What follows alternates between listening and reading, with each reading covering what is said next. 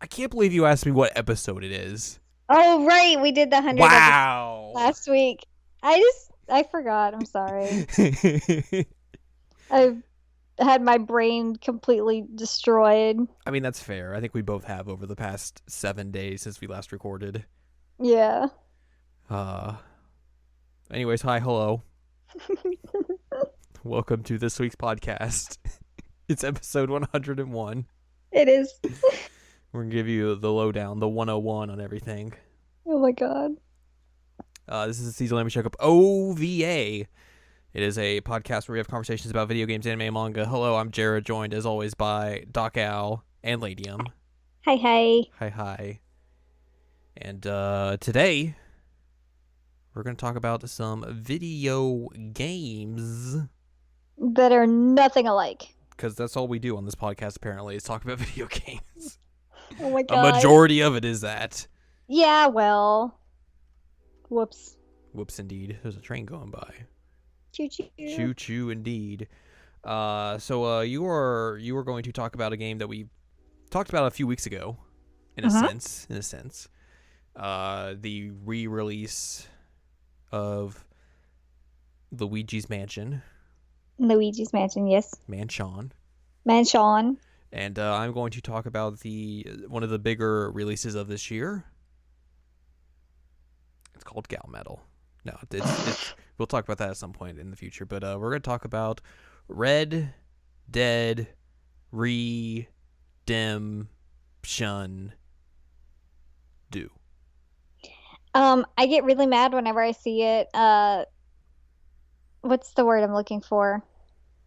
When people do the RDR2 or whatever. Like I do a lot. I always read it as R2D2. Oh my god. Every time I read it as R2D2. And I'm like, what are they talking about R2D2 for? See, he's a prominent feature in the Old West. And then I realized that it's not R2D2 at all. And I'm suddenly less interested in whatever anybody's talking about. I'm apparently not a gamer / in a coma. There you go. You're in a coma. You're not a gamer. I'm very proud of you. Because I didn't play that one, but I did play Luigi's Mansion. So you did. Are you hot updates on that one? Are you gonna end your review with it? If you don't play this release, you're not a gamer and you're in a coma. I'm gonna do every review from now on like that. Every single one. There you go. That's the way to do it. Mm-hmm. And then issue a very bad apology later on. Very bad. Ugh. So do you want to go first, or you want me to go first, or what do you want to do? Because we didn't decide this before we started recording. Actually, we did. You just don't remember. Apparently I don't. Because I said I'm gonna go first because mine is much shorter than yours. Oh, I remember you saying yours was much shorter. I did not remember you saying you would go first. I said I'd go first. I'm tired today. So here I am, going first, talking about Luigi's Mansion. Hey, do you know frogs can't swallow with their eyes open? Snapple fact. What? Can I swallow with my eyes open? Yes. Okay, confirmed I'm not a frog. Good job. Oh my god. Wow. Thanks, Snapple. Anyway, I'm going to talk about ghosts. So let's get spooky. So some background information.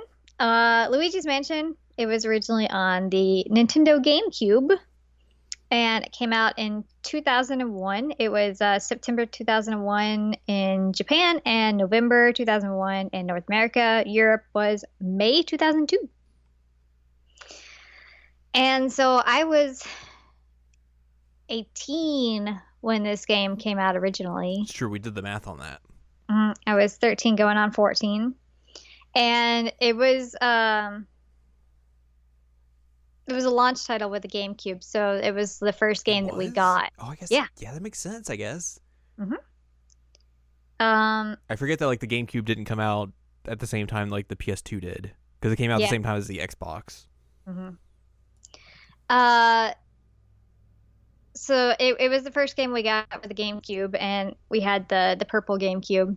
Has a handle. And I remember, with a handle, so you could take it places. True. The true portable console. And I remember really, really liking this game, like a lot. And I've played the sequel, Dark Moon, and I'm looking forward to Luigi's Mansion 3 coming out on the Switch, as we've mentioned previously in a podcast. So I was really excited to replay it on the 3DS, which that was released October 12th, 2018. So this is a relatively recent release for Came out a month Spooky ago. Halloween. Mhm. A month ago in a day as this recording. Yeah. Um, so I got through it in a day. You did. You just blazed through it. Which is kind of funny. And like I told you at one point when we were talking, I'm like, I think I'm at the final boss, and you're like, what? Like you just started playing it. You're like, yeah, about that. So in case you don't know anything about Luigi's Mansion, the gist of the game is that Luigi is awarded a mansion in a giveaway that he did not enter. That's how that works. Yeah, so he has the picture of the mansion and him and Mario go ahead, but Mario goes like ahead of him. And then Luigi gets there and the mansion is not at all like the picture. And so he's spooked. He can't find Mario. He goes into the foyer of this giant mansion and is attacked by a gold ghost. And he's freaking out. And our new pal, Professor Egad, appears with a vacuum cleaner that he uses to try and vacuum up the ghost. He cannot, but it's enough to get them out. And so he's like, so your brother went in there. That's probably a terrible idea, man. So I think you're gonna have to go in there and use this vacuum cleaner, which is the Poltergust 3000. Gotta give them ghosts the suck. Oh my God, Jared. How dare. How dare. So he equips Luigi with the Poltergust 3000, which is the vacuum cleaner used to suck up the ghosts, and a Game Boy Horror, which is hilarious. It's so funny that he has a Game Boy Horror. That's such a good. It's A+ naming. It really is. And so like when you pull it up on the screen, it's just Game Boy Color, but instead of color, it says horror. Real good. It's so funny. And so it took me a minute to get used to the control scheme on the 3DS because first I realized that like you can use the like gyro on it to aim, and I was like, this isn't gonna work because if I moved at all, I'm like, oh well, okay, I'm not doing what I'm supposed to be doing at all. Because compared to the GameCube controller, it's missing a second stick. I have the second stick. Oh, you have the Circle Pad Pro? Because, well, I have the... Oh, you have the nub, because you have a new 3DS. Correct. But if it was me... You'd be boned. I'd be boned. Yeah. So I initially started trying to play with the motion. I was like, it's not going to work. So I did the other control scheme where I used the nub, and that was still a little complicated to get used to at first, but I eventually did. Did they even, like, have an option for, like... If you're playing with an old 3DS? Like, was there anything in there that you saw, or... Yeah, I think maybe, I don't know. I guess you would just use the motion. Ugh. Yeah. So that was a little wonky, and like I said, it took a while to get used to. There were several times that I was like trying to angle my flashlight at a ghost and was like actually angling it at the ceiling. Mm-hmm. So that was not good. There was many times that I was walking with Luigi's back like completely backwards and him just like angling at the sky with his flashlight. Like that looks comfortable. So it took a while to get used to, but I did eventually get used to it. And I did okay, I think. I mean, I got through it mostly. You did beat the game. I did beat the game. I didn't beat the Inverted Mansion because it's the exact same game, just mirrored, and so. They did also add like a multiplayer mode to it that I didn't get to try out. Mm-hmm. Where there's somebody plays as the Luigi. Luigi. Luigi. So that's pretty funny. So, basically the gist of what you're supposed to do in this game is that you're just supposed to go through the mansion and clear it out of the ghosts and turn on the lights so that you can find Mario. Hmm. And it's adorable because whenever you walking around are walking around, you can just hit like the action button. He'll just go Mario, Mario, Mario. And he's like so scared the whole time. Uh, really, what your goals are there these portrait ghosts, which are like the named big ghosts with actual like character designs. Right. And so you're supposed to clear those guys out, and a lot of them have like very specific ways for you to get their hearts to show so you can use the vacuum on them. I'm trying to avoid a certain word. Um, so that's what you're doing throughout the game is like finding these portrait ghosts, and then you collect them in your vacuum, and then eventually you will return them to Egad, and he turns them into portraits for his gallery. And so a lot of them are normal, like, you have a giant baby boss that's a portrait ghost at one point that's terrifying.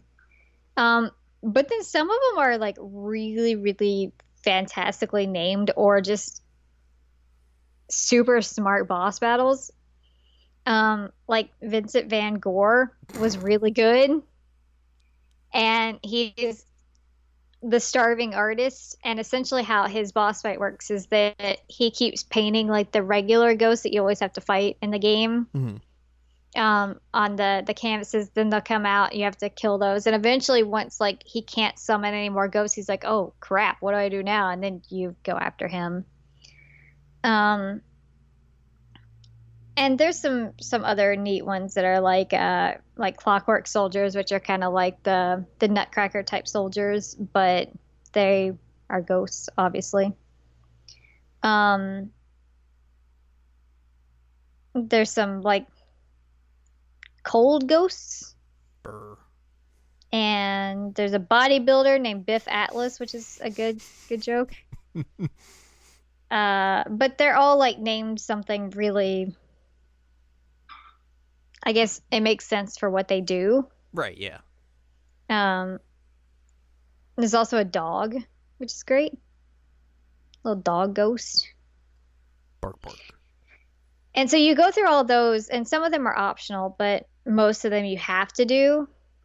And you go through different parts of the mansion. So originally you're going through like the first part of the upstairs area, and you can see like their parlor room, and then you go through the bedrooms of like the three first ghosts.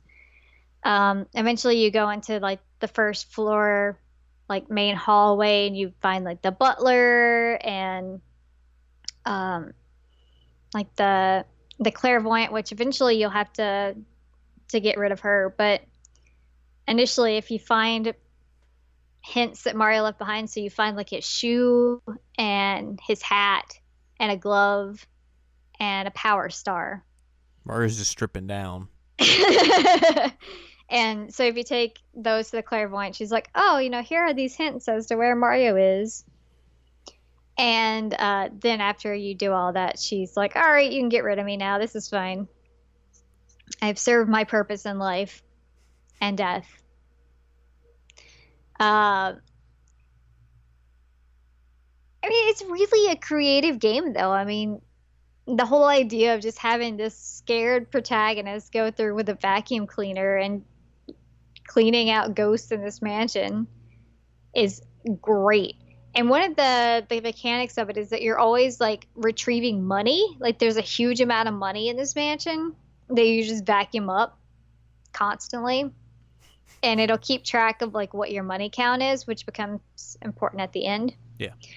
So like I said, I'm not going to do like a play for play on what the game is because that's not really going to be interesting to listen to. But you get through.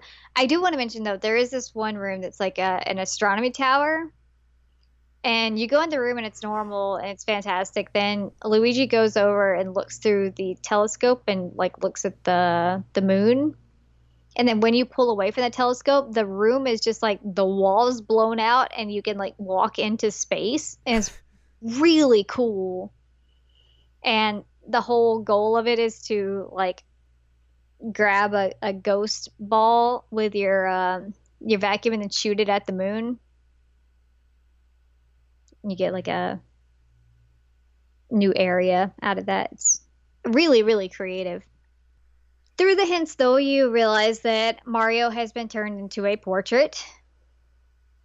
Also, there are 50 boos. Finally, the origin story of Paper Mario. Yeah. There are 50 boos throughout the mansion that you have to get rid of, and you have to collect a certain amount. I think it's 40 before you can actually even go to the final boss. Mm-hmm. But 10 of them are in like, or 10 or 20 of them are in one boss fight by themselves. So, it's not really that hard of a hurdle to get over. Right. I collected all 50 because I'm insane. I basically did a 100% run of like the first version of the mansion, other than like I didn't get all the money. Yeah. So he's a portrait and the boos are there, and you find out that they are led by King Boo, who I have just recently discovered this was his introduction. He was not a character before this game. But now he is. Not a big Boo. I thought that Big Boo and King Boo. Oh my God. I thought they were the same thing, and they're not the same thing. One has a crown, the other doesn't. Right. That's the difference. So you found out that he used this mansion and lured Mario in so they could kidnap him, and didn't think that Luigi could actually do anything against him. And he's like, you know what? I have pulled on the power of Bowser, and we're gonna fight Luigi for the power of your brother. And so you like warp to the roof of the mansion, and you see Bowser, and you're like, what? But it turns out there's like this mechanic where he throws like these spiky balls at you, and you use the vacuum cleaner to grab onto the balls and then like shoot them back at him. And if you hit Bowser, his head pops off. Excuse me. And turns out that it's just King Boo in a Bowser costume. And so then you can capture King Boo, and whenever you have like a portrait ghost of any type, you have to hit them with a light, and then they have like an HP count. And so that stamina count is like how long it'll take you to actually get them into the vacuum cleaner. Mm-hmm. And King Boo always has like a 500 stamina counter. But it doesn't take very long to get him. The funniest part about it is I think after like the third time that you hit him, he puts Bowser's head on backwards and then is trying to figure out like where the heck Luigi is because he can't see him. So that's a good goof. And so you end up beating King Boo, and the mansion disappears. Mario's fine because EGAD has this portrait machine that he uses to turn the ghosts into portraits, but it can also do the reverse and turn portraits into whatever it was originally. Mm-hmm. So Mario gets unportraitified, and apparently it's a very painful process. And so EGAD's like, man, I'm sorry that the mansion's gone when you thought you won it, but hey, like all that money you collected is real. And so depending on how much money you collect, you get like different types of mansions at the end. So you get like welcome to Luigi's new mansion. Luigi's rich. I got the B mansion, which is like a really nice mansion. It's full of bees. Bees! But you can get like a massive mansion that's new to this version, or you can get like the original nice mansion, which was an A. C is like still a mansion, but not as big as a B mansion. D is like a regular house, like probably a 3-bedroom house type thing. As you go down the line, you eventually get to a tent with a hole in it. So I think it's like that regular house, then like a shack, and then the tent with a hole in it. So collecting more money is good for Luigi. And turns out, based on Dark Moon, we learned that the canon mansion that Luigi comes away with from the original Luigi's Mansion is Mansion D, which is like the normal 3-bedroom house. So, He didn't do that well, apparently. yeah, he could have done better. So I think that's really fun mechanic that, get to get Luigi a new mansion based on how well you do with the money. But it's a really fun game. It does still have some odd quirks. Like I said, the gameplay takes a minute to get used to.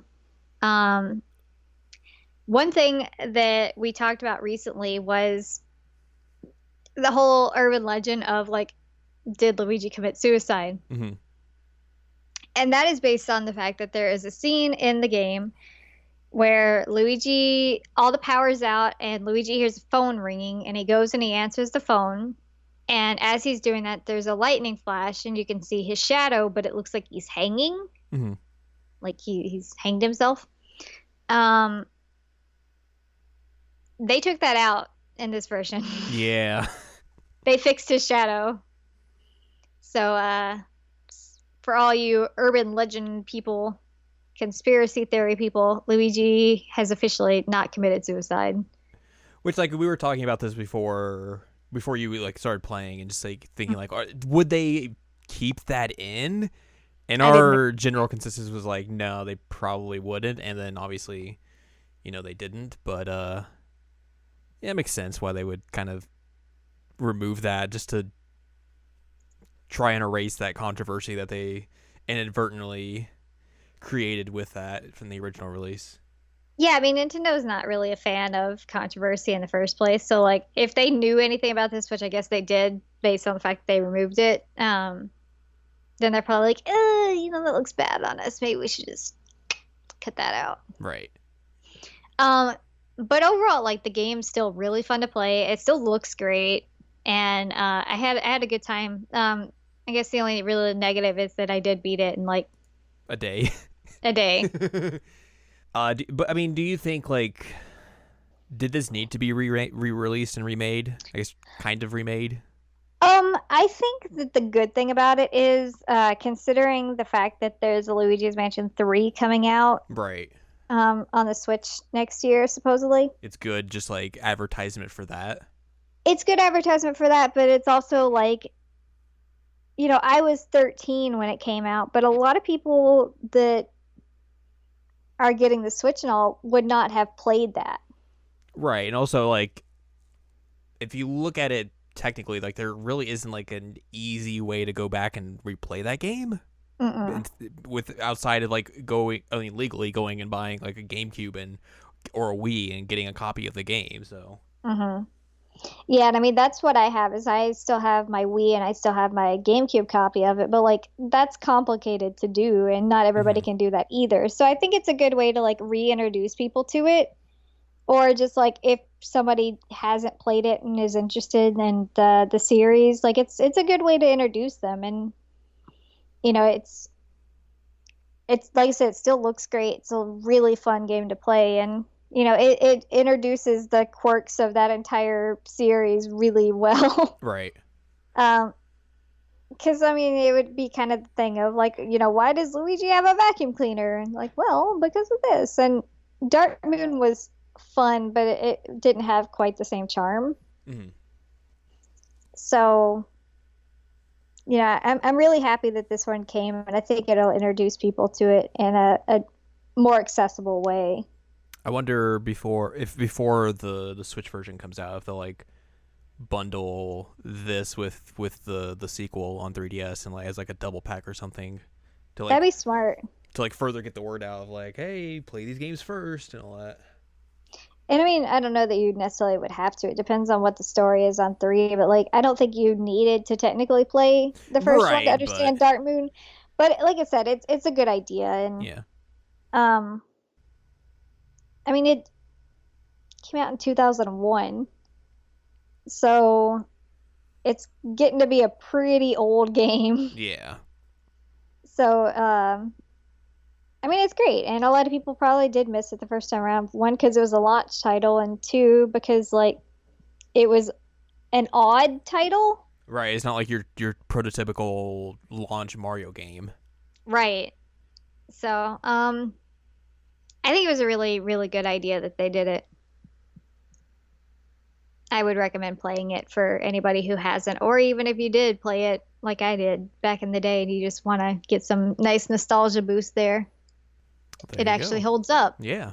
which is not always the case, and not the case with another game that came out that same day, but we'll talk about that eventually. Mm-hmm. Hmm. I'm done. Well, let's dive into my game then. All right, let's dive into the game that if you didn't play it, you're not a gamer It's or true. you're in a You're in a coma. coma. I'm just gonna. Oh wait, I played it. Hang on. I'm awake. I'm awake. I'm not. I'm dead. Okay. Well, I'm just gonna sit here and chit chat with myself. Have fun. Red Dead Redemption 2, the next big game from Rockstar, which I feel like it's hard to talk about this game without bringing up all of The stuff around it. the stuff around it. It's most notably all of the allegations of crunch, which was being levied at Rockstar near the release of this game, and deservedly so, I think. It's a thing in the industry that we should definitely just change. Like, Yeah, it sucks. people should not be working hundreds of hours and barely getting compensated for it, and it's sometimes not even getting credit for the work that they did. Like, it's just complete garbage. No ifs, ands, or buts about it. And so going into playing Red Dead Redemption 2, I was feeling real icky about it. Because I was like, should I understand that. buy this game? And then there's a lot of people talking about, like, okay, how do you try and, like, protest a game like this? Yeah. Like, is not buying it really going to hurt them? Probably not.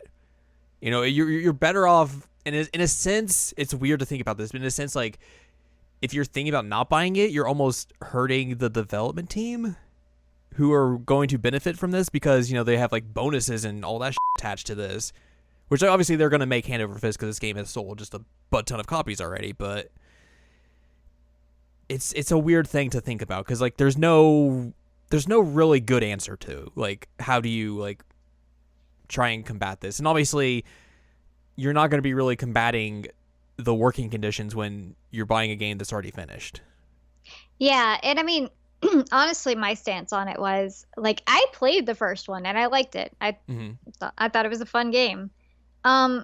But after hearing everything that happened with it, I just really couldn't support it. That's And fair. I was like, I didn't like the game that much. Like, I liked it, but do I like it enough to pay them $60 for it? And the answer to that was no for me. So like, while I understand that like this is considered one of the best games of the year and it's supposedly really awesome, well, by people who are not you. I mean, let's be real, Torn is gonna get it for me, but maybe we'll see. But it's been getting all these accolades and people love it, and they did the same thing for the original Red Dead, even though they were like donkey women. But I just really, really couldn't justify buying it. Yeah, I think that's completely fair. Like, if you're on the fence one way or the other, like I said, I don't think there's a really good answer to this. It's a No, dilemma. I can see it both ways. Yeah. I can see your perspective of buying it, like even though like it's made, it's done, like meh. But like I can see either way. And honestly, I just picked mine partially because I'm broke at the moment. That's but... also completely fair. Yeah. So yeah, like that's definitely something that should be, whenever you are talking about this game, that should be in the conversation. Yes. No, if ands or buts about it. Like, it should be. Like, you can't talk about this game in depth or anything without mentioning that. People who make video games matter. Yes. People suffering from mental illnesses because they are being forced to work hundreds of hours matter. That's not okay. That's not okay. You're right. There was one thing I wanted to mention off the bat, and that is before the game came out, there was a big piece by Jason Schreier of Kotaku that basically went really in depth with the whole issue of crunch at Rockstar, and he talked to a lot of developers at various studios within Rockstar. You know, they kept their anonymity because of everything that was going down. Yeah, all that. One thing that was talked about in that article was that late in the development cycle of Red Dead Redemption 2, they decided, like, the heads up, the Housers, I think, was the keys in this, were like, we don't like the way that the cutscenes are looking right now. We are going to basically scrap them all and redo them with cinematic bars. So basically, like the widescreen effect, like cinematic like look. And they did that late in production, and that added like a bunch of hours into the development team's work and everything. And to be quite honest, it doesn't add to the game at all. I figured it wouldn't. It adds 0 to that game. And honestly, like, this was brought up on one of the podcasts that Waypoint did about how, like, if you're going to go for that effect, like, there's a specific style and, like, a way you shoot for that effect. And for this, it just looks like they basically, since they were at the end of the development, they had to redo all those cutscenes quickly, and they just redid them with, hey, we put the cinematic bars on and kind of moved the camera a bit to make it so it kind of looks a little bit better. Like, you can kind of tell, like, those scenes are not created with cinematic bars in mind. Right. And there's no point to it. Like, it doesn't add anything to the game. Like, it was just essentially unnecessary work for a development team that was already saddled with a ton of just ridiculous work and time and everything, and just, it's a huge bummer. Like, it's just dumb. One thing that I want to mention, just because you brought it up a little bit, Jason Schreier released a book earlier this year. Mm-hmm. It's called Blood, Sweat, and Pixels, Triumphant and Turbulent Stories Behind How Video Games Are Made. And it's really, really good. And I feel like it's really, really important for people who play video games to read. So you can understand, like, what kinds of things people go through when they're making the games that you enjoy. It's true. Like, a lot of people just kind of gloss over that fact. Like, they don't even think about it. And I mean, I understand people are like, oh, video games are escapism, but, like, you also have to think about the people who are making these and Mm-hmm. what it's doing to them. And he talks about that a lot in the book. Like, The Witcher 3 is on there, which we've talked about that. Mm-hmm. Me and you personally, not on the podcast, but right. Just always, whenever you're thinking about, like, when you're consuming a media or even just, like, anything, honestly, consider the people that are behind that. Like, you know, it's kind of weird to, it's like, oh, you know, I'm not going to buy any blood diamonds or anything. But then, like, hey, I'm totally fine with buying this game that, like, completely destroyed somebody's brain. Yeah. Like, maybe think about some of your morals there, buddy. Right. So it's really important to think about, and it's something that I actually wrote about, like, a little bit in my dissertation. But development processes are, Mm-hmm. and to make it harder on these people is just not okay. Yeah. Anyway, that's my my rant. I'm still here. I'm good. I'm not in a coma. It's hard to talk about Red Dead Redemption, which we were going to talk about in depth. We're going to talk about spoilers. We're going to talk about the end game. So just be warned about that if you are thinking about playing it and want to get into that. We will dive into some of the late game stuff that occurs within this game. But do you want to give, like, a non-spoilery overview first? Sure, I can try to do that. Yeah, I mean, just, like, general thoughts so that people who, like, want to tune out can tune out, but also know what you think about it. Yeah. I feel like Red Dead doesn't know what it wants to be. There's a lot of points, like, narratively, where it doesn't understand itself. Like, there are just systems working that are, like, competing with each other and almost working against each other. So, like, you know, there's a general overall narrative to the game. Mm-hmm. Also, there is a mechanic of of morality to it. So like a lot of big open world games of this nature, like RPGs, you can choose to be like a good person or a bad person, and depending on that, like you'll get certain bonuses or negatives or whatever you want. I found that early on, the game tries to push you in a way towards being like a more like ruthless, lawless type of character. But if you go in the other way, like it just seems counterproductive to what the game wants you to do. Like you will go around and do all these nice things, and then you'll come back to camp and into a main story, and Arthur is just like a. So it's an illusion of choice. Yeah, kind of. Like there's also choices within missions as well of like, do you want to go help this person or do you want to just not do that? And depending on your choice, like it'll change the mission and something like that, and it'll change your morality as well. So those things add up to it, and the ending has a difference depending on where your morality is. I don't know if there's anything else in between there that like changes depending on like what you do, but it really just it's so weird because like the first half of that game, Arthur is kind of like this, and he is that to everyone. And then halfway through the game, he just changes and is like kinder and nicer to people. And I don't know if that's because of like, I was, that's the way I was pushing the character in the morality scale, or if that's just the way the narrative goes, and it doesn't make that much sense narratively for that much of a giant character change. Right. Like that's bad storytelling. Right.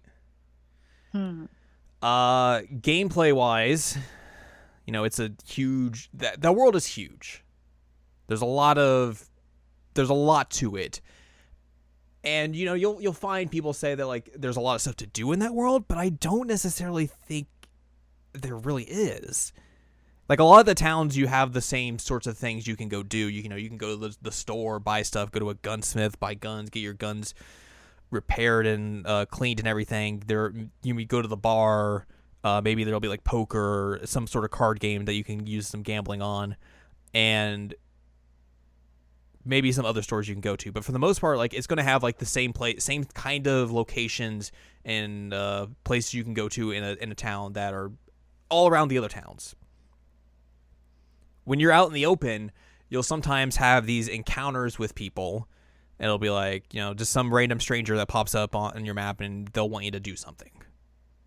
And, the first couple of times you do that, it's like this, it seems like it's this organic experience. Like, oh, wow, I rode through this one path and this person was there. That's really interesting.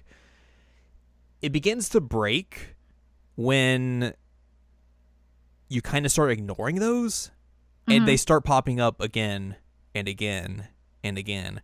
And also, like, you'll do one, and then just some, like, for one, sometimes there'll be, like, a prisoner comes walking up to the road, and he's, like, in chains still, and he's like, hey, would you come shoot these chains off so I can get out of here? And you're like, okay, you shoot the chains off, and then like, hey, so I heard this house somewhere has all these goods in it. Maybe you want to rob it. And you'll be like, are you sure you want to tell me that? And like, I didn't say anything. I don't know what it says. So you do that once, and then like, it'll happen again and again. So like, you'll have another prisoner come up and like, oh, here's another place you could go rob. I'm completely different from this other person you met. And then like another one will come up. And it's like, that really starts to break the immersion. And then also there was this one instance where like I was riding through the countryside, and these bounty hunters were coming the opposite way, like we were going to pass each other, and basically they had someone locked up, and the person that they had locked up was just like, oh, I'm not the person you want, it's my brother who did all that stuff. And I was like, oh, okay, well, I could save them, but also I don't want to mess with the bounty hunters, and I have other stuff to do, so I'll just let them do their thing, whatever. A few hours later, I'm kind of riding around the countryside again, getting from place to place, and the same dialogue comes up. The same thing happens. And I'm just like, yeah. It's really breaking the immersion here, because like they basically try and pitch this game as like this huge organic open world, but in reality, it's an open world like every other video game is. Like, these people are just spawning in, because they want you to have something to do in between you going from point A to point B. It reminds me of like how Final Fantasy 15 has like a ton of like broken down car side quests. Mm-hmm. Not the Pocket Edition, obviously. But like there's this entire thing where you'll just drive down the road and you'll hear somebody like yelling or whatever, and it's like, oh, I have a broken down car, and like you're the exact same model of the guy who had a broken down car 2 miles down the road. Your car is literally the same. Like, my dude, what's up? And like somehow, surprisingly, Noctis always has the ability to fix the car. He's that good. Because he has one part, even though he couldn't fix his own car when it broke down. That car's too hard to fix. But it's the same kind of idea in that it's like, okay, cool, you're trying to give me something to do, but like, yes. Yeah, exactly. That. What was I gonna say? What was I gonna say? What was I gonna say? What was I gonna say? Meow? No, it wasn't meow. Oh, okay. So we talked about this off the air, but I feel like in a way that this game, the design of this game is strange and it feels old. Mm-hmm. In a way that, like, you know, they've talked about how like development for this game's kind of gone for like 5 years, and it feels like that. Like a lot of the ideas they kind of implement this game feel like ideas that were popular in games that were popular in 2013. So, you know, you have your morality scale. You have these strange survival mechanics that are implemented into the game. Oh, God. So, like, you know, you have your health, you have stamina, and you have your Deadeye meter. All of those have cores within them, and depending on how high or how full or how empty the core is how much, like, your health will respawn or your stamina will come back and all that sort of stuff. So, like, if it's full, it'll come back quicker. If it's lesser, it'll come back a lot slower. And then you have that on your horse as well. So, like, you know, the only way to alleviate that is to, like, eat food and everything. And then you have a meter somewhere where, like, you know, you can have your character be, like, on par with his weight. You can have him be underweight. You can have him be overweight. You have to take care of your horse, make sure it's clean, make sure it's fed all the time. And you have to make sure you're fed all the time, or else, like, you're not going to reap the benefits of having full cores and everything. And it's like, it's just, these survival mechanics I just don't think are that great. I mean, I think that's personally just because, like, I don't really like survival games in general. Mm-hmm. Like, I just don't want to do a bunch of meter management. If I wanted to go camping, I would go camping. Yeah. And it just, all those ideas feel like it was just like, hey, you know, those were popular ideas 5 years ago. And then Rockstar was like, what if we put that in our game? And then just kept it for the last 5 years. And, like, I just don't think, like, having that stuff really adds to the experience or anything. Like, I didn't, like, have such, like, a great time having to make sure I had enough food on me so I wouldn't die quicker and stuff like that. Like, it felt, there's a lot of busy work in this game in ways that I'm not a big fan of. Like, even, so you have to keep maintenance on your guns. Like, that's a huge thing of this game, to where, like, if your guns become, like, in bad condition, they will do less damage. They'll reload slower and everything. So you have to, like, keep gun oil on you and go into the menu and hold your gun and clean it so it'll be at prime condition so it does the proper amount of damage and everything. And you have to do that constantly because, you know, you're going to be getting into gunfights all the time and your guns are going to deteriorate. So you have to make sure they're at their peak performance, or else, you know, it's going to be troublesome for you. And it's just, I just don't know if I need that from this game. Like, if I was going to go play, like, a survival game, yeah, of course. Like, that's the kind of things I would want from a game like that. Mm-hmm. But I'm not here to play a survival game. I'm here to play a rootin' tootin' cowboy game. Cowboy. And it's just, like, there's so much going on that, like, I don't think really helps the experience in any sort of way. Like, it just does nothing for me. And that's not even getting into, like, the idea of, like, what's a Western in 2018? Yeah, one of the worst things that I've seen come out of this game, besides, like, the whole development cycle thing, is that apparently there's, like,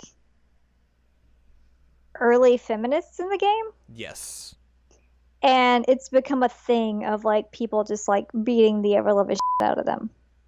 So there's I guess this is kind of, we can dive into spoilers here. So, Okay. There is a mission about halfway through the game, maybe a little bit earlier, where you're in this new area, and like there's these competing families within this town that are like hate each other, but they're very rich, and the idea is like, well, we're gonna go rob both of them because that's a smart thing to do. One of the things you learn about the gang you're in, they're Oh God. and they come up with like the worst ideas, and you're just like, this is completely stupid. None of this is gonna work. But one of the things about these two families is that like there's a young boy and a young girl on both sides of the family, and they are in love with each other. So you try and help Romeo them. and Juliet. Something like that, yeah. And the girl gets involved with this women's suffrage movement. It's like a group of them who want to try and protest the right to vote. And then so she's involved with that. The guy's like, hey, you need to go find her and like make sure she's okay, because like our family will go and try and kill them.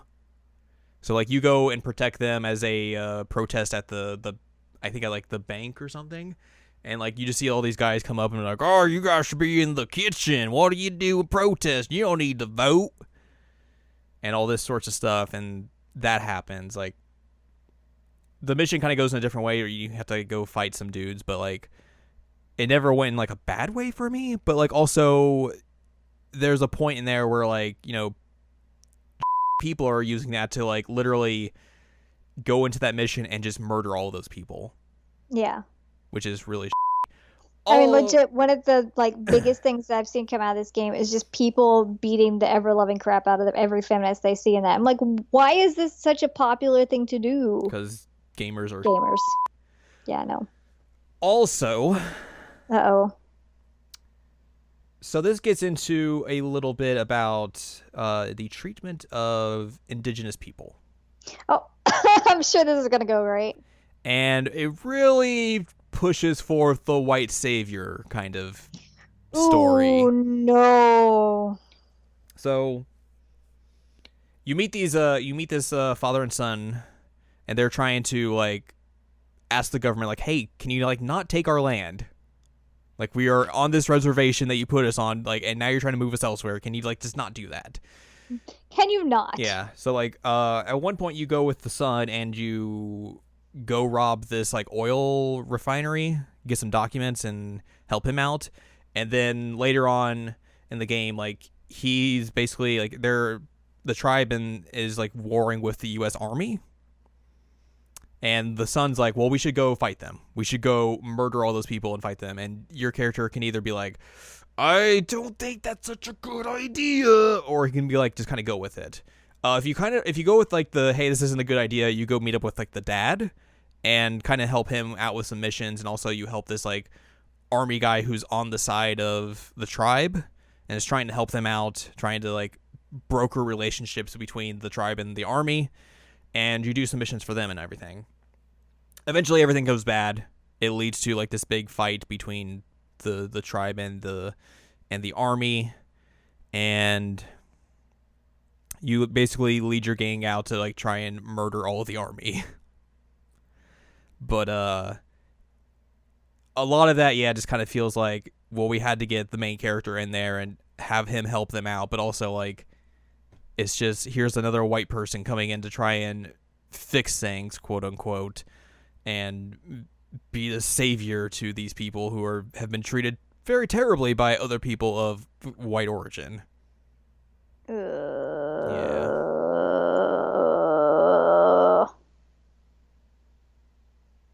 It's not great. Yeah. That's tragic. But in a way, like, I'm just not surprised that that's a thing. I'm not surprised that it's a thing, but it's disappointing that in 2018 we're still having that kind of narrative in a video game or in media in general. Right. Like, we can and should do better. Oh, what else? What else can I talk about? I guess we could talk about the story. Yeah, because maybe a little bit important. we're in spoiler territory now. So, a big proponent of this game is that it's a prequel to Red Dead Redemption 1, and you are in Dutch van der Linde's gang, he was the main antagonist of Red Dead Redemption 1, and this is kind of like the story of like how he had all this gang, had this big gang and everything, and then kind of how it all falls apart. And you play a character that is not mentioned at all in Red Dead Redemption, the first game. So like everyone's kind of like, well, how is this character really going to matter if he's never mentioned in the first game? And kind of matters a big deal, so it makes it even more confusing. But essentially, the beginning of the game is the gang kind of going deep into the mountains, into like the snow and everything, and they are coming off a botched robbery job where things went real bad, and they are basically like super duper wanted. So they had to escape and try and find a way out of it. The opening of the game is very slow in terms of like tutorializing you, because there's a lot of stuff they have to tutorialize you on, and also they do a pretty poor job of tutorializing you on it, because it's just like they'll pop up a little thing in the top left corner of the screen because it's a Rockstar game, and it'll just be like, here, do this thing, and that's pretty much it. It's not that great. Also, they really want you to know that, hey, John Marston is in this video game, and hey, John Marston's very important. Did you know? Did you remember him from the first game? He was the main protagonist from the first game. You should remember him. Hey, it's John Marston. And the one thing you learn early on is that Arthur, the protagonist in RDR2, doesn't like John Marston. Because early on, he's just like, well, he abandoned us at one point. He left for a year. And how can we trust him now? Like, does he have loyalty? Does he really even want to be here if he's just abandoning us at points? And he's kind of to him at points. And also just kind of in general, Arthur's just kind of a dude. To where, like, for like the first few hours of that game, I'm just like, how am I supposed to like this dude as a character? Like, he just kind of sucks. And then, eventually things progress. So you find you get out of the mountains, you find your first campsite, and you do all that jazz. And things progress to where, eventually you have to leave that campsite because you get into some bad trouble and maybe murder some people in a town casually. As you do. And have to pick up and move on to another campsite. And then this is the place where like has the two warring families and all that jazz. At one point you get accosted by the law, the government. They're like, hey, buddy, what if you gave us the location of Dutch and we'll let you go scot-free and you'll be good. But, you can get that guy arrested. And you're just like, no, I'm loyal to this man. He gave me my star. He's like my father to me. And you're just like, oh, okay. Bad time. Anyways, John Marston's still there. Oh, my God. He's still important. But John is is kind of like the outlier within the gang. He is questioning of everything. He's like, I don't know why we're doing this. Is this such a good idea? Like, he's that type of character. And the whole thing to try and rob the two families goes very poorly because they figure out like, oh, you're robbing us both. Like, you. We're gonna try and murder you, and then you have to leave again, find a new campsite, and that leads you to like the big city area of the game. And here things start to go very poorly. Like, there's starting to become like tension in the gang and everything, and just things are starting to unravel in a way. You immediately get into like this big town and start feuding with like this higher up dude. He's kind of like this guy who thinks he owns the town, essentially. And basically you try and befriend him and then eventually murder him. Let an alligator eat him. Oh my God. Yeah. Wait, where is this taking place? I mean, it's kind of like in their fictional version of the United States. So I guess like the portion like that you're in where it's like in the big city is kind of like a fake Louisiana. Okay, I was like, are there actual alligators there? But yes, Louisiana would definitely have definitely alligators. Like a bayou aspect to that place, and also like the town's called Saint Denis. So okay, yeah. But yeah, Then yes, alligators are definitely a thing. Alligators are definitely a thing. But so yeah, things start to really unravel there, and they basically are like, well, we need to find a way to get money so we can escape. Finally, we can just get the heck out of here. The dude who you murder, like he's like, oh, you go to this bus depot. They have a lot of money there, and like it's like, nope, they don't have any money there, and also it's just a huge setup.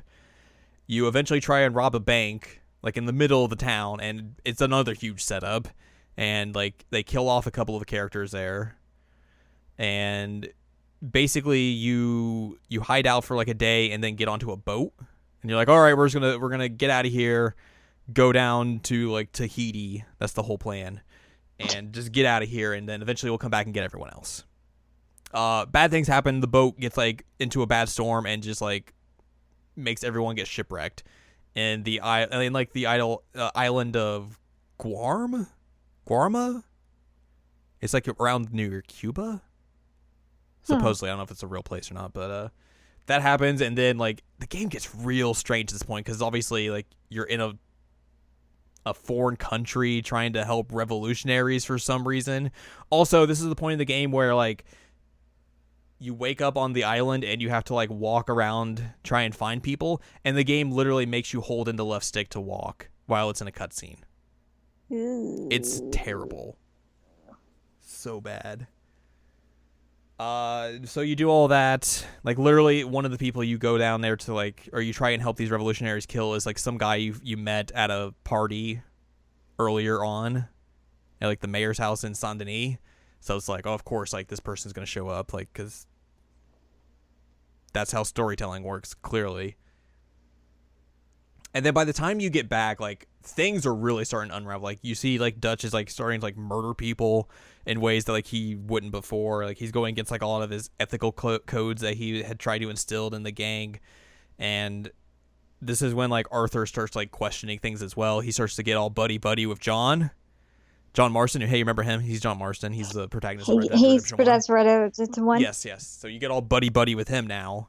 You're like, John, you used to be kind of a but I think your ideas are becoming real good now. And you start to begin like this huge split within the gang of like, you know, people who are going with like Dutch's ideals and people who go with like Arthur's ideals. So that kind of becomes a thing. So we're like just everyone's kind of just snippy with each other and everything. And there's all this whole tension of like, well, people are thinking like everything's been a setup, like the bank job was a setup, so someone had to squeal and all that sort of stuff. Like you begin to think like, oh, there's a snitch here. There's a mole. And eventually you do find out like there is one. Basically all that leads down to the end of the game where you figure out who the snitch is, who's just like this guy in the gang who's just been like this real the entire time, just this real antagonistic, and is pretty much the most obvious like, oh wow, I'm so shocked that this is the guy who turned out to be the mole. You mean it pulled a Persona 5? Wow, it's real yeah. Pretty much, yeah. It's like, wow, the guy who I thought would betray us and was very clearly going to betray us betrayed us? Yep. Wow.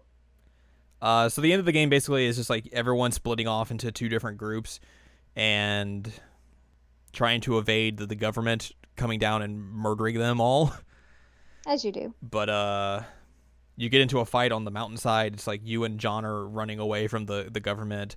And you also, by the way, in the end, like the final chapter 6, you learn that you have tuberculosis. You have TB. Great. Yeah. Oh, great. So the whole thing is just like you coming to terms with like you're going to die.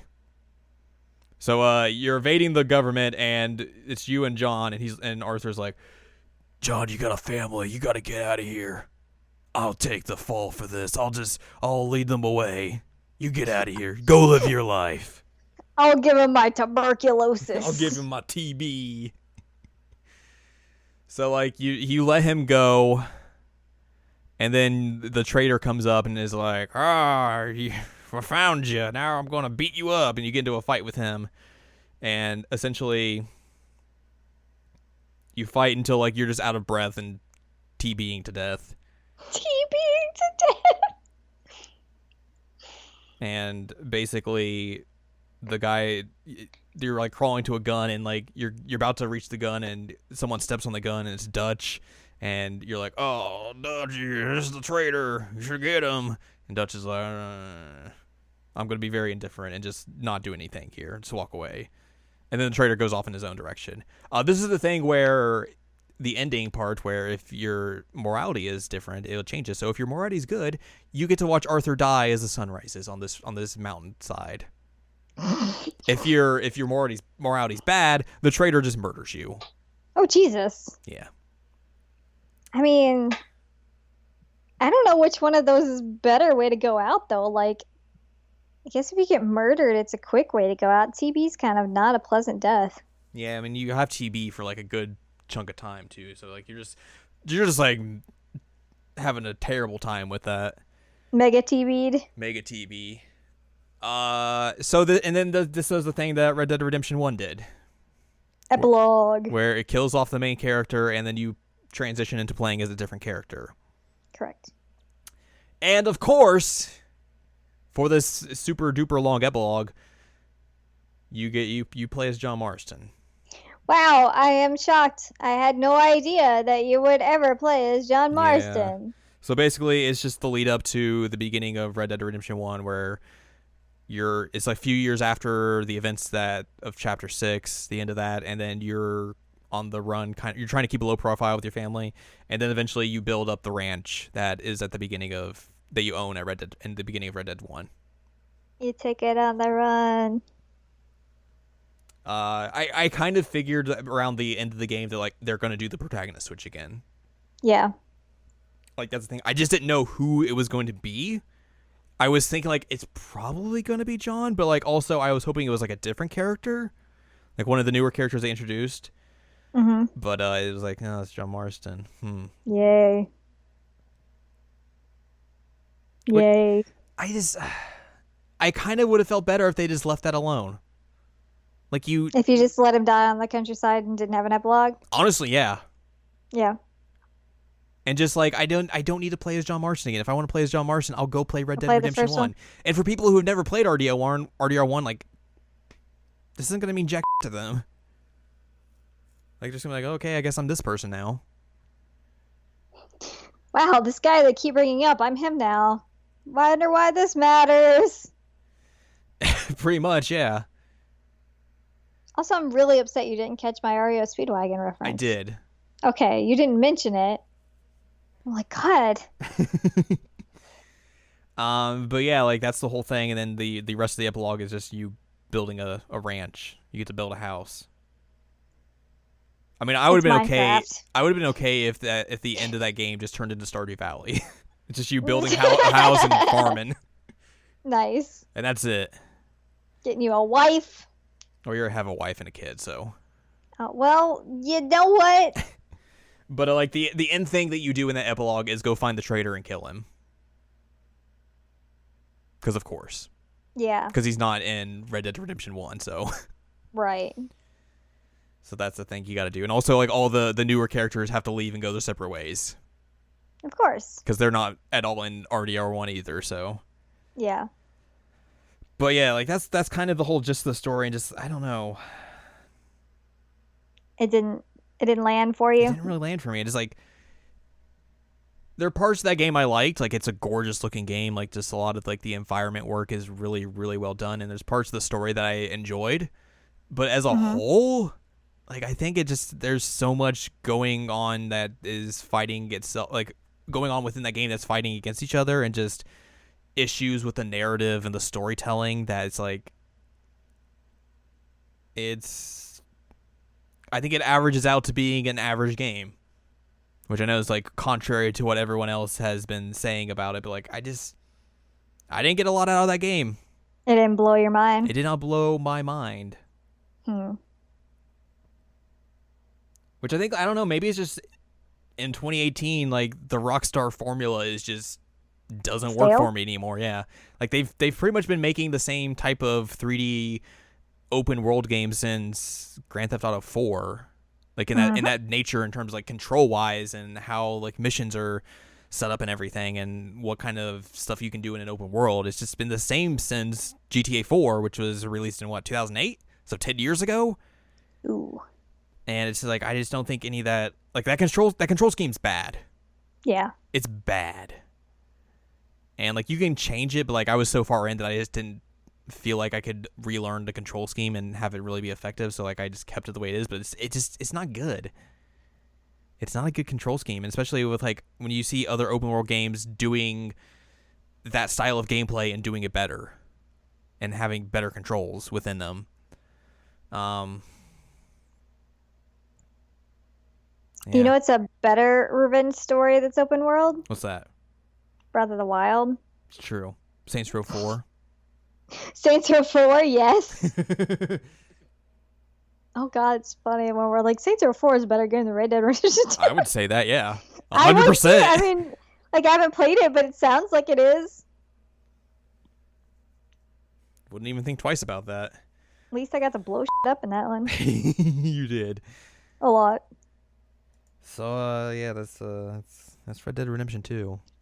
Out now. Boy. The online portion of it still has yet to come out yet. I'm at least curious to see what that's going to be. Like I don't know if that's going to be enough to like keep me invested, but like I just want to see what that thing is. Mm-hmm.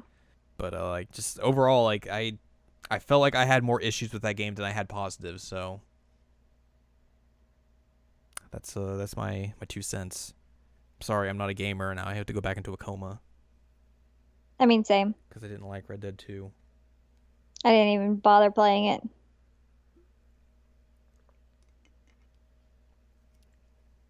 Whoops. Whoops, indeed. Well, that's pretty much going to do it for this episode, then. Luigi's Mansion is a better game than Red Dead Redemption 2. I mean... Hot takes. I'm not going to argue with that. Hot takes. Hot takes with Jared and Al. That's us. The hottest it takes. And Maxwell sometimes. Max always has the good takes. I mean, he had to contribute to this podcast. He always does. Mm-hmm. In all the good ways. But hey, that's gonna wrap this episode up then. So if you would like more from us, go to seasonalamecheckup.com or sac.cool for past episodes of this podcast and other podcasts like the Seasonal Anime Checkup, and Jared Now Watch. You can find columns and reviews on the site as well. If you want more from Anladium, go to anladium.com. You can find columns and reviews from her. Follow us on Twitter, twitter.com/animecheckup. That's where we do Twitter. And you can support us on Patreon, patreon.com/SACOVA. Next week, we're going to talk about some stuff. Mm-hmm. Hopefully. Because you have a busy week this week. I do. I am relocating. Mm-hmm. I mean, we're not going to take a week off. We're not, but I think if things happen the way that they might happen, it might be time to